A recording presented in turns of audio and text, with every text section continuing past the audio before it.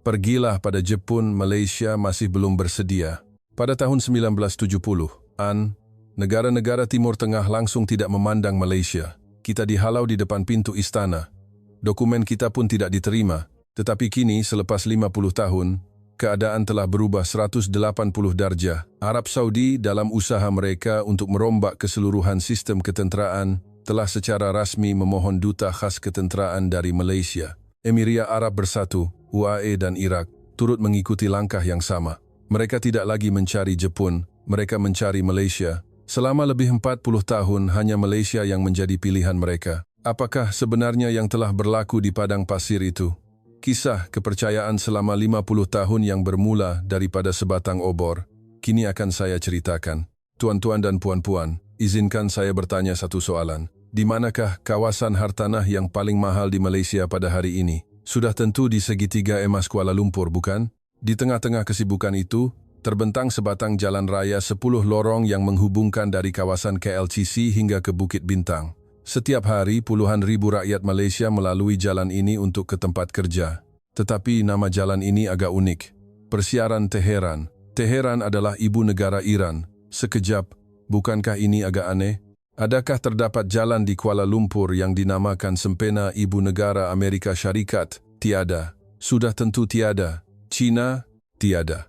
Ibu negara Eropah? Langsung tiada. Namun, nama ibu negara Iran, Teheran, terpahat megah di atas tanah paling bernilai di Malaysia. Ada sesuatu yang lebih menakjubkan. Di satu sudut persiaran Teheran ini, terdapat sebuah batu peringatan. Di atasnya, terukir tulisan bukan dalam bahasa Melayu, bukan juga bahasa Inggris, tetapi dalam tulisan Parsi. Tulisan yang digunakan oleh orang Iran. Di seluruh Malaysia, inilah satu-satunya kemudahan awam yang mempunyai tulisan Parsi terukir padanya. Daripada puluhan ribu orang yang bergegas melalui jalan ini setiap hari, berapakah agaknya yang menyadari betapa luar biasa dan hebatnya perkara ini? Pada sebatang nama jalan ini, terkandung keseluruhan sejarah 50 tahun antara Malaysia dan Timur Tengah. Pada tahun 1970-an, negara kita yang masih bergelut untuk keluar dari kepompong kemiskinan, menghantar anak-anak mudanya ke padang pasir, hanya dengan sehelai sepinggang, dan kini, 50 tahun kemudian, negara-negara padang pasir itulah yang mencari Malaysia. Bukan sekadar untuk membina bangunan. Mereka mencari kita untuk melindungi ruang udara mereka. Mereka mencari kita untuk bersama-sama membina loji jana kuasa nuklear. Mereka mencari kita untuk mengubah keseluruhan angkatan tentera mereka. Mari kita lihat pada angka. Pada tahun 2023, sahaja syarikat-syarikat kita berjaya memperoleh projek pembinaan di luar negara bernilai kira-kira 47.3 bilion dolar AS. Itu bersamaan dengan lebih RM220 bilion. Daripada jumlah ini, hampir 12 bilion dolar AS datang dari Timur Tengah sahaja. Projek terbesar datang dari sana, dan ini hanyalah angka untuk pembinaan. Jika ditambah dengan ekspor persenjataan, nilainya melangkaui imajinasi. Jadi, mengapakah selama lebih 40 tahun, Timur Tengah hanya mencari Malaysia? Setiap pelanggan setia pasti ada sebabnya. Hari ini saya akan merungkai sebab itu dari awal hingga akhir, tanpa tertinggal satupun butiran. Titik permulaan kisah ini adalah pada tahun 1970. Ramai yang mungkin masih ingat apa yang berlaku pada tahun itu. Perang Arab-Israel keempat meletus. Negara-negara Arab pengeluar minyak secara drastik mengurangkan pengeluaran mereka. Harga minyak mentah dunia melambung dalam sekelip mata. Peristiwa ini dikenali sebagai kejutan minyak pertama. Ketika seluruh ekonomi dunia terumbang-ambing, kejutan ini secara ironinya membawa keuntungan luar biasa kepada negara-negara Timur Tengah. Peti besi Arab Saudi, Kuwait dan Iran melimpah ruah dengan petrodolar. Apabila ada wang, apa yang perlu dibuat? Membina jalan raya, pelabuhan, loji penapisan minyak, dan bandar-bandar baru. Tetapi ada satu masalah, mereka tidak mampu melakukannya sendiri. Mereka tiada teknologi dan tenaga kerja. Jadi, mereka mula menjemput syarikat-syarikat pembinaan dari seluruh dunia. Di seberang dunia, wujudlah Malaysia. Keadaan kita adalah sebaliknya. Akibat kejutan minyak, harga bahan api melambung, ekonomi negara goyah, dan peluang pekerjaan semakin sukar. Kilang-kilang tidak dapat beroperasi, dan rakyat memerlukan cara untuk menyara hidup. Timur Tengah ada wang tetapi tiada pekerja. Malaysia ada pekerja tetapi tiada pekerjaan. Keperluan kedua-dua pihak ini bertemu dengan sempurna, ibarat kepingan puzzle yang melengkapi satu sama lain. Pada tahun itu 1970 sebuah syarikat pembinaan Malaysia bernama Syarikat Pembinaan Wawasan memulakan sebuah projek di Arab Saudi. Projek Lebuh Raya sepanjang 160 km yang menghubungkan Bandar Al-Ula dan Khaybar. Inilah detik pertama kali penyodok milik syarikat Malaysia memecah tanah di bumi Timur Tengah. Untuk gambaran, 160 km itu ibarat 4 kali jarak dari Kuala Lumpur ke Melaka. Membina jalan sejauh itu di tengah-tengah padang pasir yang tandus. Tetapi, di sini ada satu kisah menarik. Pada musim panas tahun 1975, Perdana Menteri ketika itu, yang berhasrat untuk mendorong kemasukan Malaysia ke Timur Tengah, terlebih dahulu menghantar para pegawainya ke sana. Pergi lihat dan laporkan. Arahannya, para pegawai itu kembali dari Arab Saudi dan membentangkan laporan. Tuan Perdana Menteri, mustahil, tidak boleh. Kenapa tidak boleh? Terlalu panas, Tuan. Manusia tidak mampu bertahan. Tiada air. Bukan sahaja air minuman, air untuk pembinaan pun tiada. Persekitarannya terlalu ekstrem. Senarai sebab mengapa ia mustahil sangat panjang. Kemudian Perdana Menteri menghantar seorang usahawan pula, seorang tokoh korporat terkemuka. Kamu pergi dan lihat sendiri. Jika dengan mata kamu sendiri pun kamu kata tidak boleh, saya akan lupakan hasrat ini. Tokoh korporat itu pun pergi ke Arab Saudi. Selepas meninjau tapak projek, beliau kembali dan duduk di hadapan Perdana Menteri lalu berkata, Tuan, di seluruh dunia ini, tiada tempat yang lebih baik untuk kerja pembinaan selain di sana. Perdana Menteri terkejut. Sepanjang tahun, hujan tidak turun walau sekalipun. Kerja tidak akan tertangguh. Panas, kita kerja pada waktu malam. Bagaimana dengan air? Air. Kita boleh isi air dalam kapal tangki minyak yang kosong selepas menghantar minyak ke negara lain dan bawa kembali ke sana.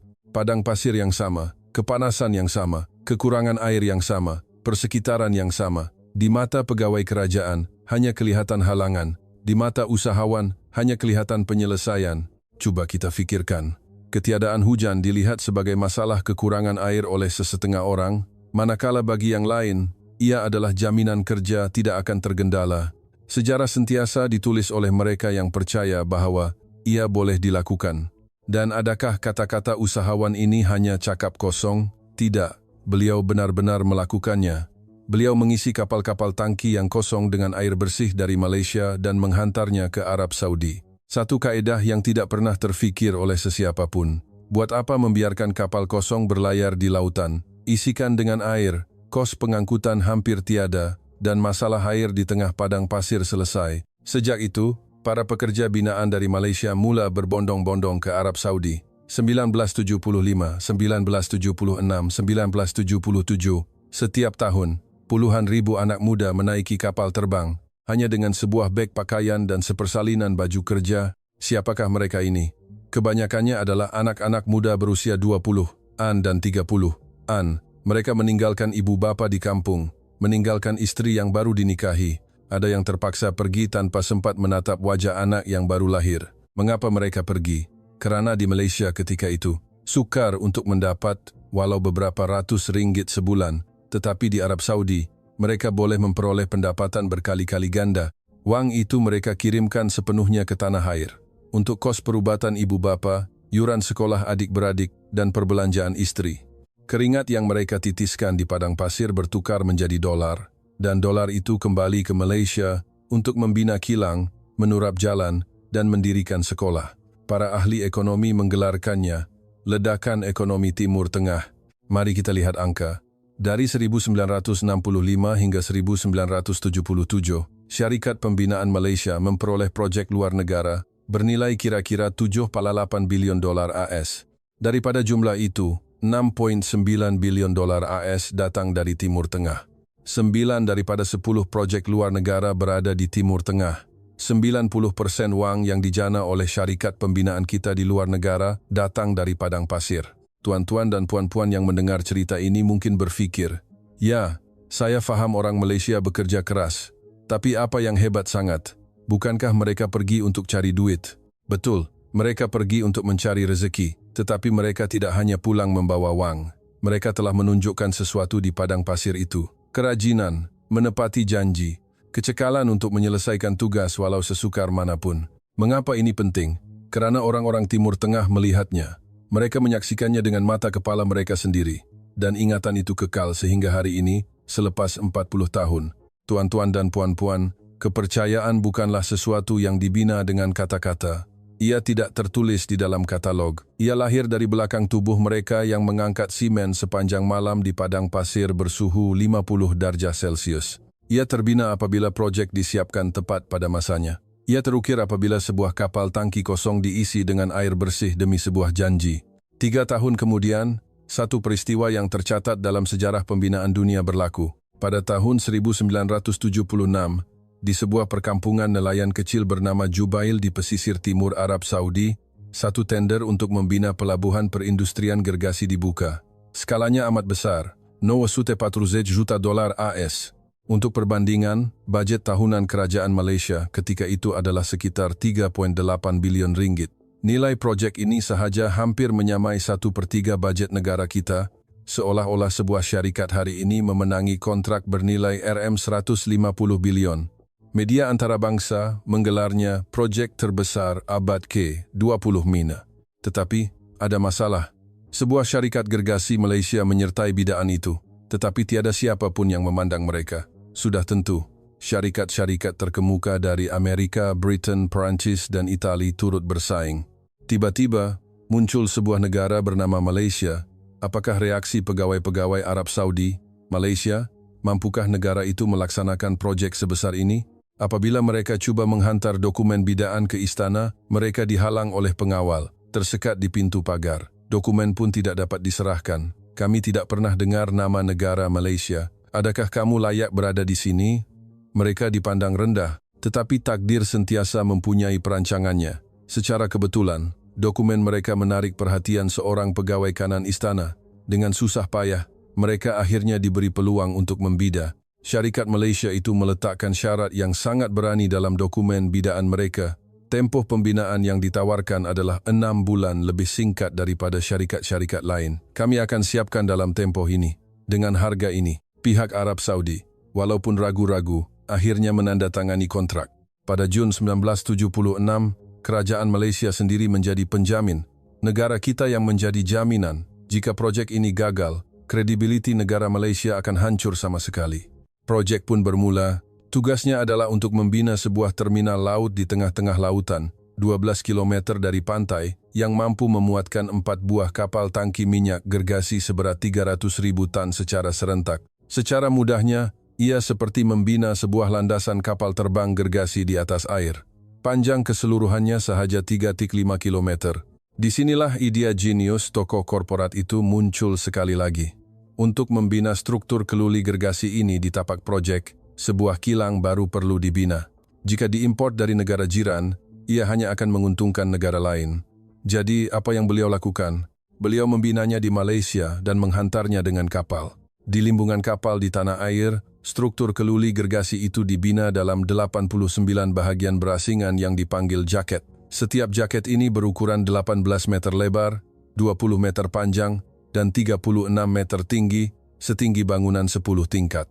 Berat setiap satu adalah antara 400 hingga 500 tan. Struktur-struktur ini dimuatkan, 4 atau 5 unit sekaligus, ke atas 2 buah bais yang digabungkan, kemudian ditarik oleh kapal tunda. Perjalanan sehala dari Malaysia ke Jubail, Arab Saudi mengambil masa 35 hari.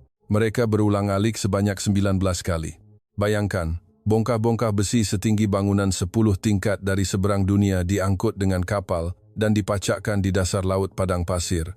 Seramai 250.000 orang tenaga kerja terlibat dalam proyek mega ini. Tetapi ada satu kisah yang lebih terkenal daripada pembinaan pelabuhan Jubail. Pada masa yang sama, terdapat satu proyek pembinaan jalan raya di Arab Saudi yang digunakan oleh para jemaah haji. Pihak berkuasa meminta agar ia disiapkan dalam tempoh 6 bulan. Syarikat Malaysia itu menyiapkannya dalam masa 40 hari. 6 bulan menjadi 40 hari.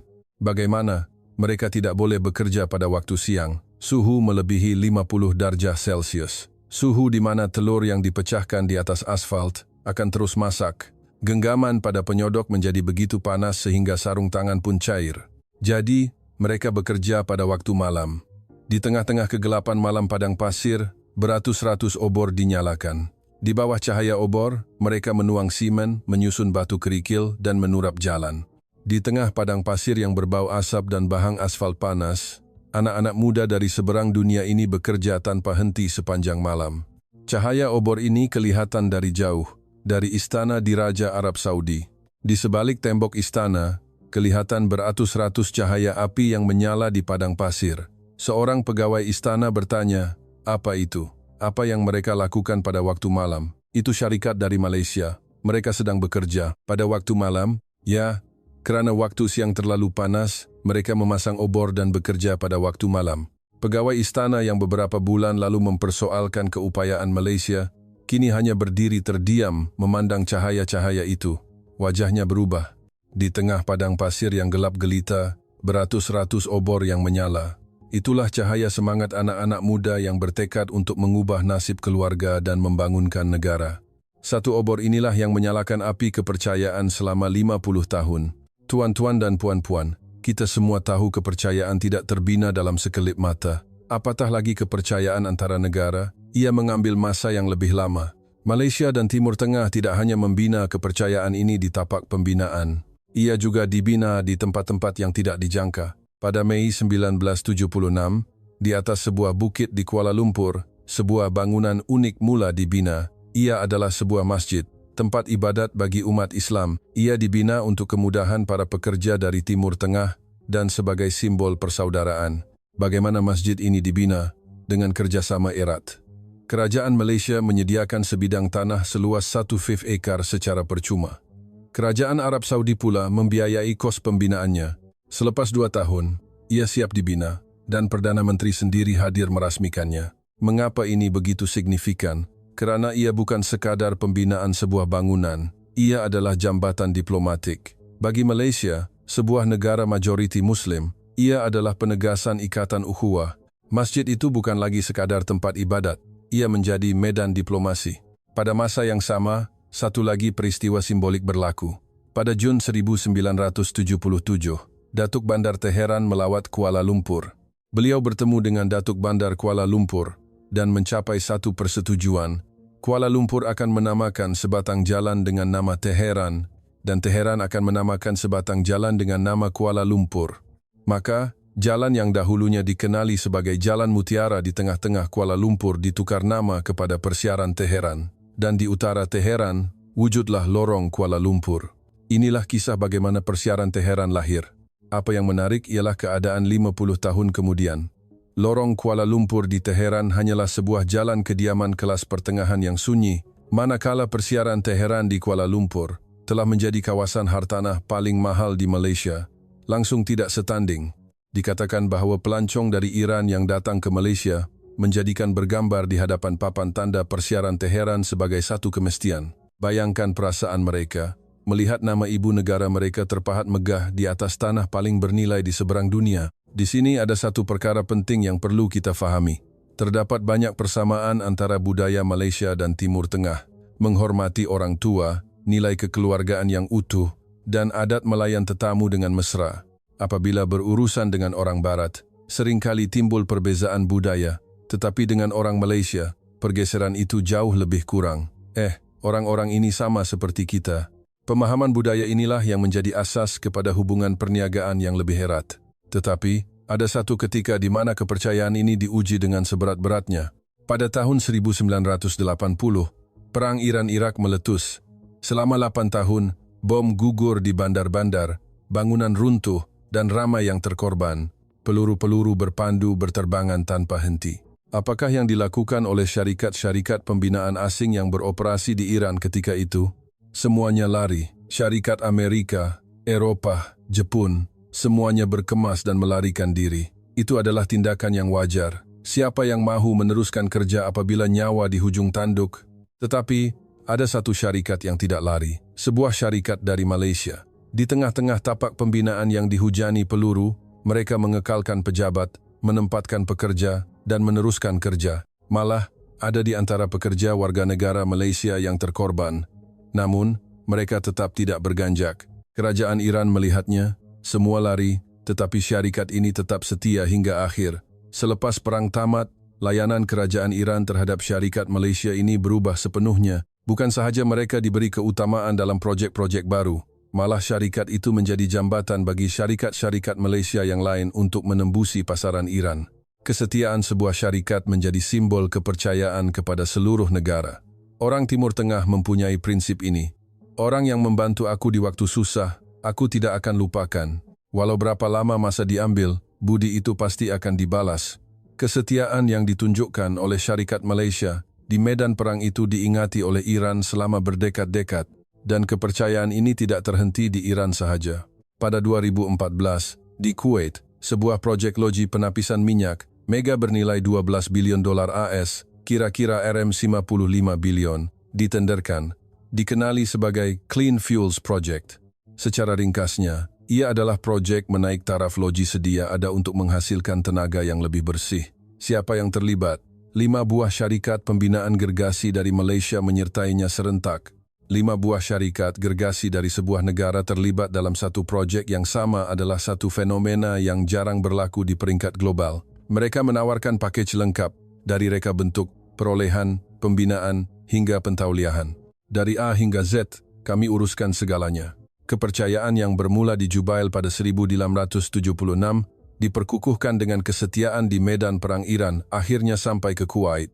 Kepercayaan yang bermula dengan sebatang obor, dibina melalui sebuah masjid, nama sebatang jalan, dan kesetiaan di medan perang. Tetapi tuan-tuan dan puan-puan, itu baru babak pertama. Ledakan ekonomi pertama ke Timur Tengah menghantar tenaga manusia.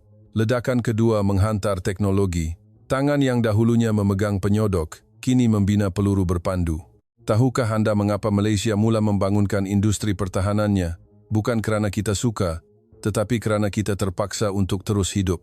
Sebagai sebuah negara yang berada di kedudukan strategik, kita sentiasa perlu berwaspada. Kita perlu tidur dengan sebelah mata terbuka. Maka, atas nama kedaulatan negara, kita telah menghabiskan berdekad-dekad memerah keringat untuk membangunkan persenjataan kita sendiri. Kita membina kereta kebal, artileri, peluru berpandu, dan jet pejuang. Seorang pakar Timur Tengah pernah berkata, kita membina senjata untuk melindungi diri kita sendiri.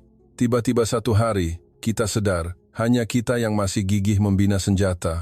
Apa maksudnya? Kita perlu melihat ke Eropah. Pada tahun 1991, Kesatuan Soviet runtuh.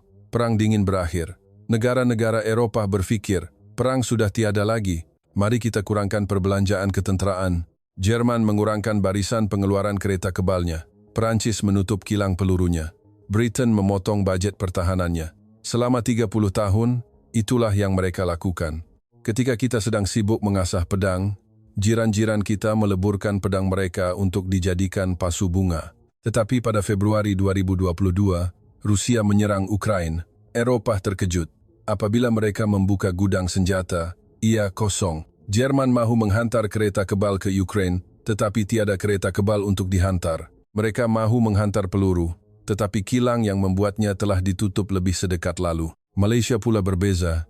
Selama 30 tahun, kita tidak pernah melepaskan pedang kita. Barisan pengeluaran terus berjalan, teknologi terus maju, dan bekalan sentiasa ada. Disinilah muncul 3 kekuatan utama persenjataan Malaysia.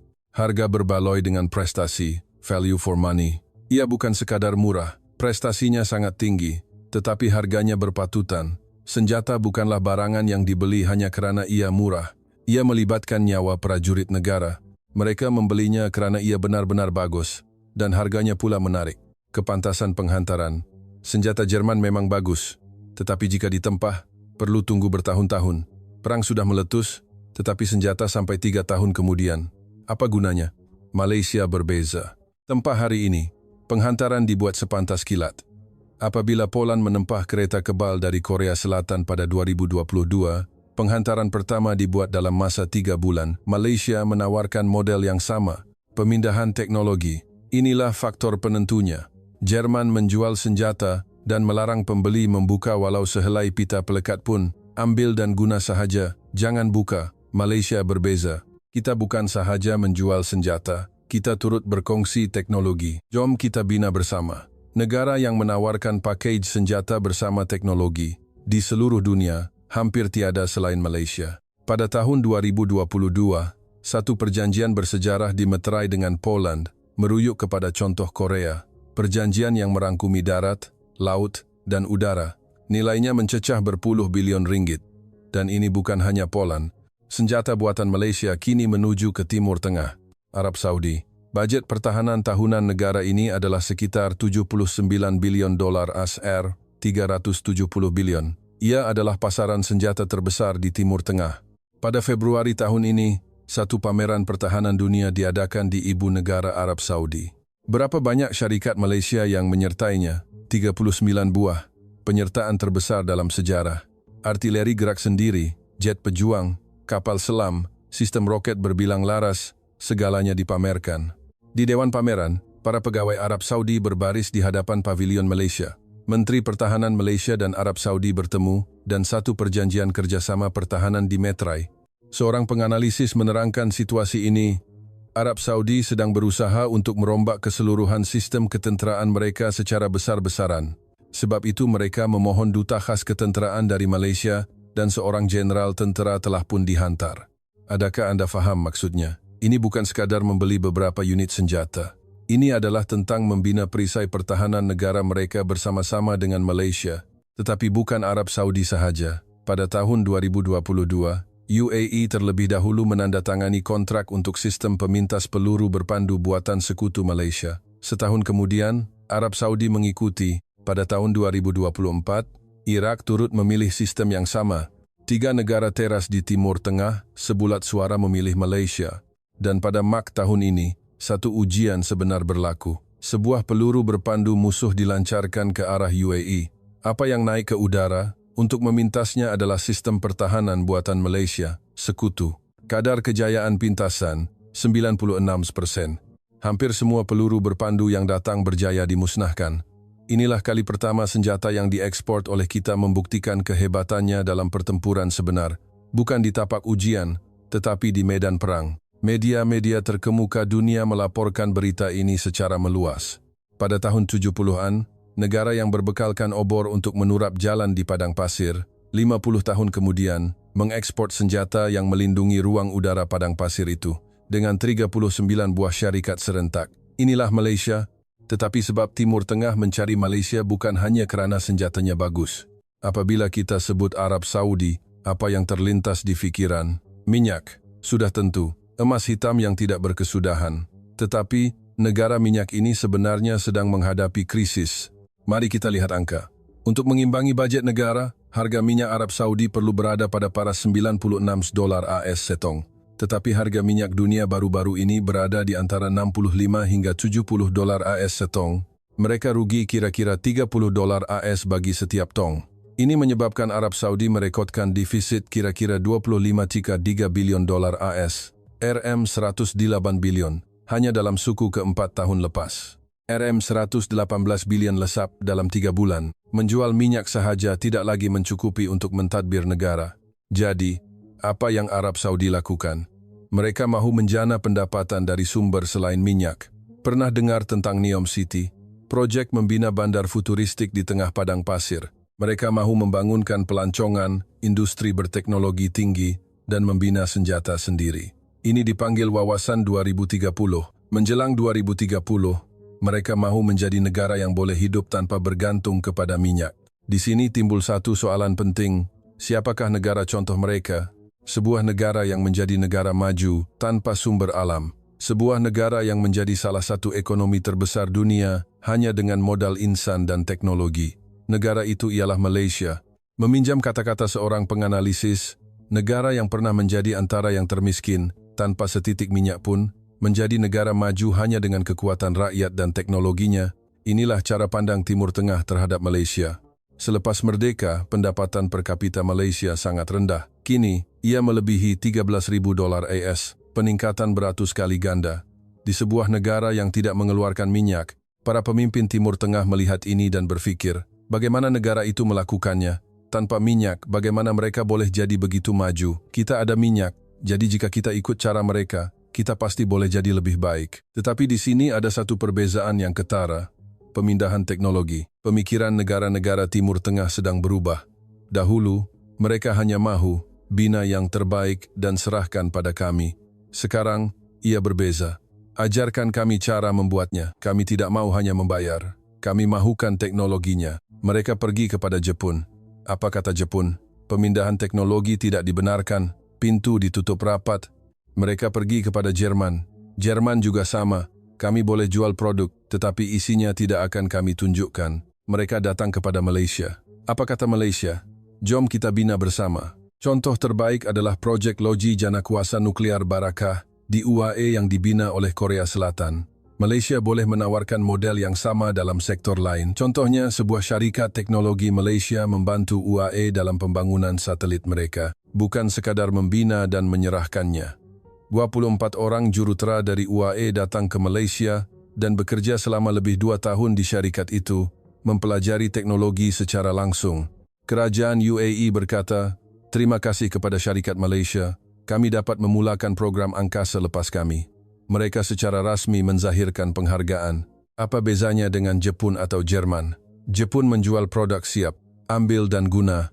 Malaysia pula membangunkan modal insan. Kita bina bersama, dan teknologi ini pun kamu boleh ambil. Perbezaan inilah yang menjadi penentu. Ada satu lagi kelebihan yang Malaysia miliki berbanding negara rata barat. Negara barat, apabila menjual senjata, sering meletakkan syarat. Perbaiki hak asasi manusia. Ubah cara pemerintahan kamu mengikut kehendak kami. Bagi Timur Tengah, ini merimaskan. Sudah beli barang, kena dengar bebelan pula.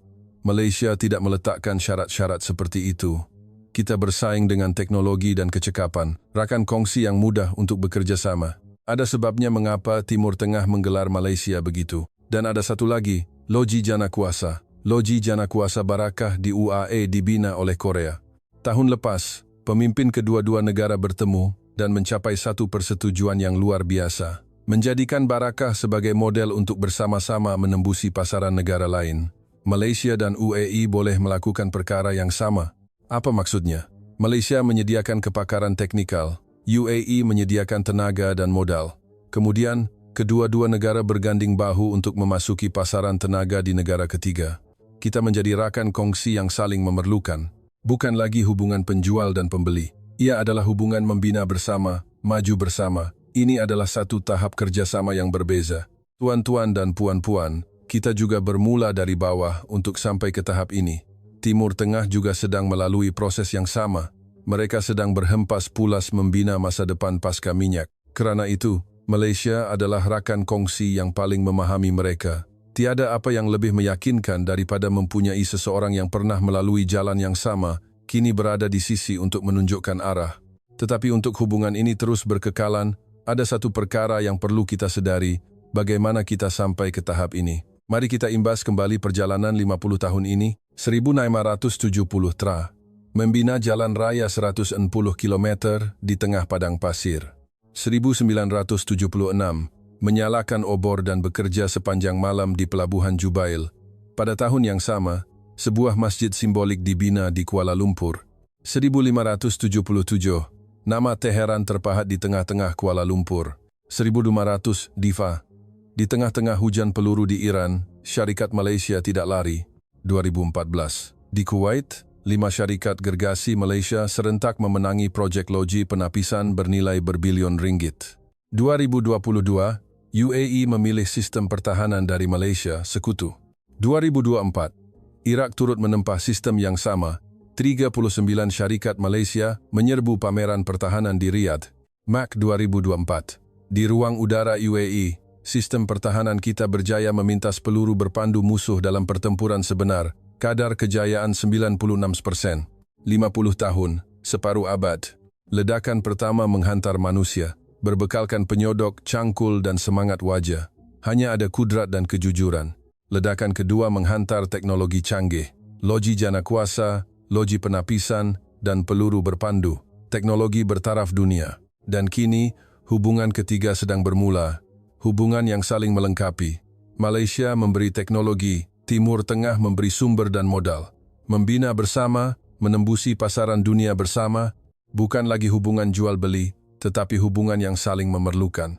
Izinkan saya berkongsi satu lagi cerita. Seorang penganalisis menceritakan tentang rakan Jermannya. Suatu hari, rakannya itu berkata, "Bangunlah dari mimpi, Jerman yang kamu kenal sudah tiada lagi." Apa maksudnya? Generasi kita dibesarkan dengan kepercayaan bahwa Jerman adalah gergasi teknologi dunia. Amerika adalah kuasa besar yang tidak tertandingi dan Jepun adalah abang besar di Asia. Kita hanyalah pengikut, itulah naratif yang kita dengar seumur hidup. Tetapi dunia sudah berubah. Ketika Jerman menghentikan barisan pengeluaran kereta kebalnya, Malaysia sedang mengekspor kendaraan perisainya. Ketika Jepun enggan berkongsi teknologi, Malaysia sedang membinarakan kongsi teknikal.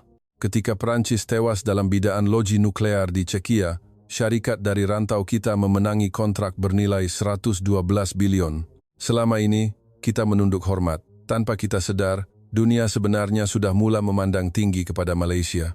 Sebab mengapa Timur Tengah mencari Malaysia selama 40 tahun?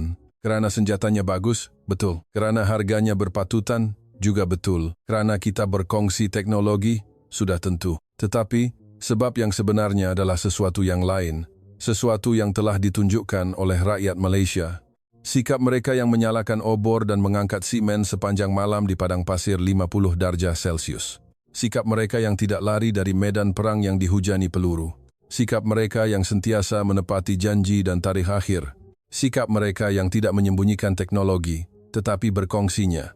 Semua ini terkumpul dan membina sebuah kepercayaan selama 50 tahun. Tuan-tuan dan puan-puan, para pekerja tahun 70, yang bekerja di bawah cahaya obor di padang pasir, syarikat yang tidak melarikan diri dari medan perang, generasi ibu bapa kita yang berhempas pulas untuk mengubah nasib. Di atas batu asas yang mereka bina dengan tangan kosong inilah, kita berdiri hari ini. Api dari obor itu tidak pernah padam. Ia telah menjadi loji nuklear, ia telah menjadi peluru berpandu, ia telah menjadi perisai yang melindungi ruang udara Timur Tengah. Negara yang kuat ada banyak, negara yang kaya juga banyak. Tetapi negara yang bermula dari antara yang termiskin dan dalam masa 50 tahun mampu melindungi ruang udara negara lain, itu hanya Malaysia. Obor di padang pasir pada tahun 1976. Satu cahaya kecil itu telah menerangi sejarah 50 tahun. Kini Anda sudah tahu mengapa Timur Tengah mencari Malaysia selama 40 tahun. Kepada semua yang sedang berhempas pulas dan menitiskan keringat atas nama Malaysia di mana jua Anda berada, jutaan terima kasih diucapkan.